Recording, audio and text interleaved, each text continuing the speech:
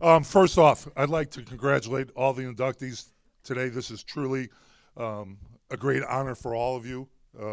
Stevenson is a special place in all of our hearts. We all bleed a little green and gold, regardless if we've gone on to different schools, to different places. This is always home to a lot of us, and it's just great being back here. And I'm so honored to be here and to be speaking about one of my guys. But before I do that, there's some people here, that are being inducted. I've got to say something about them. Sorry, but Katie Coleman, what a tremendous player for Matucci. Watching you play, a special time of my life, and watching that girls team downstate. Ian Cronin, my God, it's really special. When you're a football coach, which I was here, and a track coach and a wrestling coach. To really get to know the distance runners is really something special in my heart. And I know it goes back to Charlie Bilodeau when we took this thing over in '82. We wanted the guys that were football players to run track. But I didn't really know the distance runners. And to see the workouts that John Schabel would put them through, it gave me a real appreciation of how hard they worked. Football, it's the grit, the toughness and stuff. But the internal stuff, when you see Cronin run, I think it was at Caneland or whatever, in the mile relay and the 400 meters, and then they'd run the mile. I mean, just a tremendous, tremendous athlete. So, Ian, congratulations also to you. Tom Lowe, my God, where is Tommy at? Over here. Well, in Cadishon over there, great.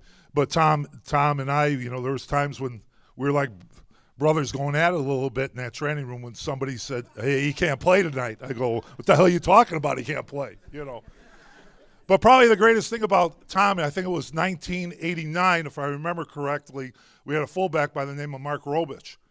And Tom was great at making all these little gizmos so our guys could play. And I walked into that training room one day, and sure enough, Robich had a shoulder injury. I don't know if it was against Loyola or New Trier. I can't remember the team we played. And Tom was like, it reminded me of Pinocchio and Dr. whatever his guy's name was. Tom had Robich. I thought Robich was Pinocchio. So all this surgical tubing, he had it around his neck, under his arms, connected to his waist. And he was moving Robich around with the surgical tubing, which again became the Cadlow brace, which many NFL teams have now gone on to use. So, Tom, I'll never forget that as long as I live, walking there and seeing you two figuring out how the hell we could get this guy healthy with, of course, Dr. Berna's advice. So, again, congratulations, Tommy. Mike Morrissey, my God. The Flint, Michigan, where his parents are from, the toughness, the competitiveness of Mike Morrissey. There aren't many people in the state of Illinois that could say that as a freshman they played in a state championship game at the 8A level. Michael that year played freshman football for us and got playoff time. We brought him right up, and in those days people didn't really judge my decision on who was going to play. Okay, I guess I was a little bit unapproachable maybe. But Michael came up, and I know against Conant he made a big reception for us, and we won that game. And going downstate as a freshman. Again, this kid's playing as a freshman in the 8A state championship against some great players at Lockport, the one kid that went to North Dakota State and had all their passing records. But the thing about Mike Morrissey, and I know Swanee's going to talk about him a little bit more, but if you're going to get in a barroom fight or anything like that, you want Mike Morrissey with you, because you know what? You're not going to lose. You're not going to lose. He would refuse to lose. And probably one of the greatest games in Lake County football history, high school history. I can still remember sitting next to Bubs on the bus when we pulled up to go to Warren. And there were thousands of people there at 6 o'clock, 6:15 maybe, I think it was, Mike, when our old time schedule still hasn't changed through all the years. And amazing game, amazing athletes on the field, of course, which Mike was one of them. And in that game that year, we had, I think, 7 or 8 shutouts. And obviously he was a big reason for that, because he would get our defense so fired up, and it was relentless out there. But here it is, double overtime against Warren. I can see it right now like it was yesterday. Morrissey breaks through the line, blocks a field goal, and we win 38-35 in double overtime. One of the greatest victories that Stevenson High School had, and one of the greatest games in Lake County history. So now I'll get to my guy. They're all my guys, okay? And young lady. But Kyle, what the hell was that comment about Vanna White? You guys all watch TV. There's something about Vanna White when he was playing for us, and he had, I still don't understand what that comment was about. Guys ask me all the time. But anyhow, so you look at Kyle, before I get into the seriousness of Kyle, but look at the guy. He hasn't changed a bit. You saw his picture. Good looking, looks like his mother. So you got our traits. So Charlie Bilodeau, who's down in the science department, he would hang out there with Bob Taylor down in that office down there. And we would have different things during the week where we'd put things on the player. Charlie's big thing was the kid boned somebody. That means a hard hit. So he would hang a bone on that kid's locker. And that was a big pride thing for our players. Well, good old Kyle, I was in Dr. Schabel's swimming area, and he had these big red lifesaver tubes type thing. And I was home one day, and I am blessed to have 3 daughters and 9 granddaughters now, by the way. And I saw this guy running on the beach, and he had one of Dr. Schabel's lifesaver things. And I said, you know what? This guy looks like Kyle Brandt. And of course, it was the TV program Baywatch. So, of course, we hung that on Kyle's locker, and he was then known as Baywatch for a while. Kyle also has the distinct honor of being the only Stevenson football player during our tenure here to get thrown out of a football game. So we were playing, I think it was Warren, he ended up, I can't remember if you were penalized that game or whatever, but he was the only one that has ever not played in a game because of getting in a fight on the field. Okay, so he holds that on too. But now seriously, Kyle Brandt, I mean, what a great success story.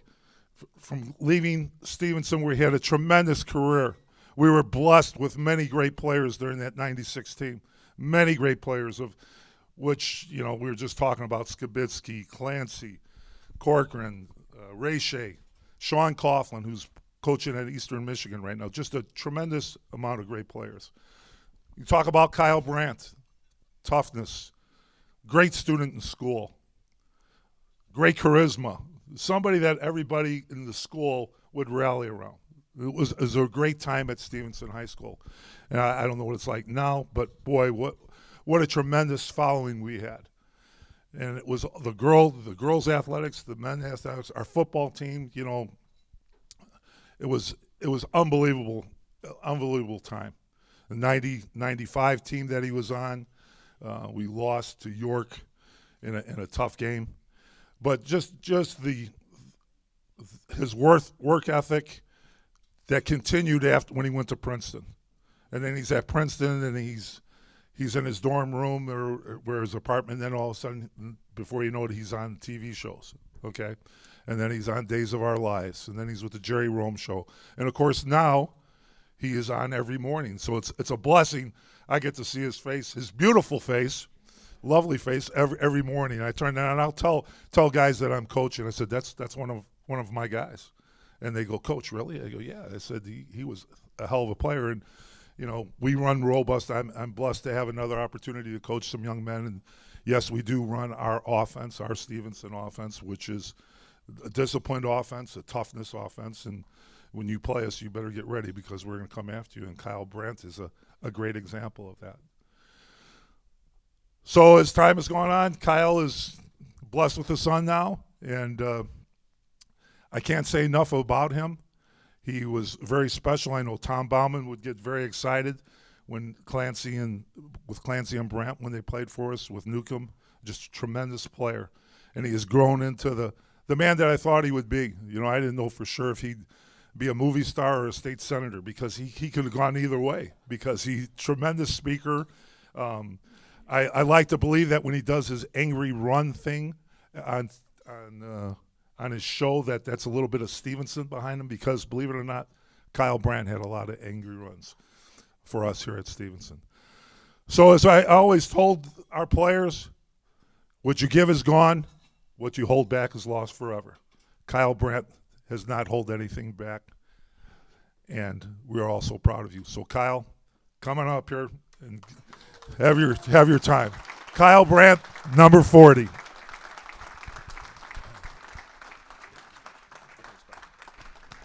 Thank you. Yes. This is a great honor, and thank you for all being here today. I am here because of toughness, and it's the toughness that I learned at this school, that I learned from that man, that I learned from Tom Bauman, that I learned from teachers like Dolores Fisher, that I learned from my mom. And I'm not talking about 21st century emotional toughness or psychological toughness, which are all great. But here at Stevenson, I learned good old-fashioned 20th century physical toughness like our grandparents had. And it is something that I'm trying to teach my son and my daughter now, and I am so thankful for it.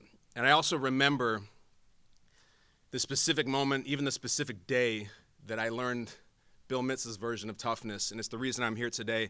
I want to take you back almost exactly 30 years to August of 1994. I was starting my sophomore year with Stevenson football. We were going through our preseason camp, and I was over by the Port Clinton lot practicing with the sophomore team, and the varsity team was the next field over. And as I'm going through my drills, and it's very hot, and I hear this voice, Brandt! Brandt! I look up. The varsity coach had walked over in the middle of practice to the sophomore field, and I look up, and there's Bill Mitz, and he says, so I walk over. Should I go? I'm saying, my coach, I'm really uncomfortable, and I walk over, and he takes me by the back of the neck, as Coach Mitz would often do, and he said, come with me. So now I'm nervous. I don't know what's going on. I don't know what to do. We walk over to the varsity field. They're in the middle of practice. They're running first offense versus first defense. He says, go in at right halfback. You got one play. Okay? I'm 15 years old. I'm about 165 pounds. At the time, I had been blessed with a lot of speed and athletic ability, but there were questions about durability and toughness. So I get in the huddle, and behind all these linemen that I don't know, I'm with these players I don't know. Some of them were 2 or 3 years older than me. They're looking at me weird. The varsity running backs aren't that happy that I'm in there. Why is the sophomore in there? So I'm thinking, I got one play. I better score a touchdown. I got to show my speed, show my hands, show my ability, show something here. And the play call comes in, and it's robust 42. And I knew exactly what that meant. On robust 42, I don't get the ball. On robust 42, I block. On robust 42, I run directly through the offensive line, find the middle linebacker, and hit him as hard as I could. And I knew this wasn't an opportunity. This was a test. Line up, get my three-point stance, snap the ball. I run through the line. I find the linebacker, and I crushed him. I knocked him down flat as a pancake. I'm on top of him. I hadn't been on the ground more than a second when I felt, I'm getting goosebumps right now, when I felt two very large hands pull me up off the ground. This was not a teammate. This was the head coach who had run into the play while it was still going on to scoop me up, grab me by the side of the face mask, and I'm going to clean this up a little bit. Heck yeah, it's a darn good block, you maniac. Get your ass back in that huddle. And I went back in the huddle, and I didn't leave for 3 years. And that's Bill Mitz, and that's Stevenson football, and that's Tom Bauman, and that's Bubba, and that's Swan, and that's Pharisee, and that's Bilodeau. You're quick, you're fast, you look like David Hasselhoff. We don't care. Can you hit somebody? And can you hit them again and again and again? And I'm very, very proud of that. I think physical toughness is a lost art. I think it is critical. It is the reason I'm here today. I am so thankful to all of the people here at Stevenson, everyone running this organization, all the coaches, my parents, my teammates. I would not be here without for you, and I will never forget it. Go Patriots. Thank you.